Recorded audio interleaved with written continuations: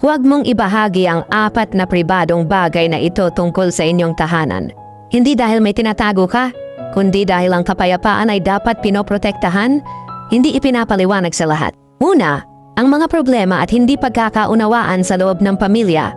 Lahat ng pamilya ay dumaraan sa mga pagsubok, pagtatalo at hindi pagkakasundo. Ngunit kapag agad mo itong ikinukwento sa iba, mas dumarami ang opinyon, panghuhusga at minsan ay pakikialam. Ang mga problemang nagsimula sa loob ng tahanan ay mas mabuting lutasin sa loob din ng tahanan. Pangalawa, ang inyong mga usaping pinansyal.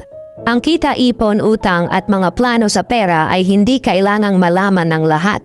Kapag masyadong maraming nakakaalam ng iyong kalagayan sa pera, maaari itong magdulot ng inggit, maling akala o hindi kinakailangang panghihimasok. Maging maingat sa pagbabahagi ng mga bagay na personal sa inyong pamilya. Pangatlo, ang mga pagkakamali at kahinaan ng iyong mga mahal sa buhay.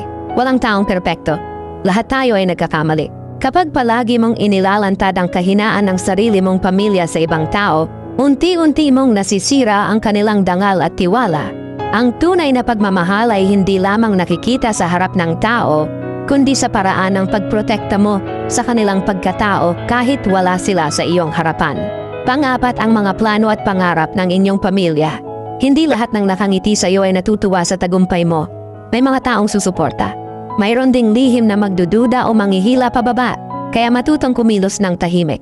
Magtrabaho ng may disiplina, at hayaang ang mga resulta ang magsalita para sa iyo. At ito ang pinakamahalagang bahagi. Ang tahanan ay dapat maging lugar ng kapayapaan, seguridad at pagtitiwala. Hindi lahat ng tao ay karapat-dapat magkaroon ng access sa bawat detalye ng buhay mo. Protektahan mo ang iyong pamilya. Protektahan mo ang inyong katahimikan. Dahil kapag nasira ang kapayapaan ng tahanan, mas mahirap itong buuin muli kaysa sa pagprotekta rito mula pa sa simula.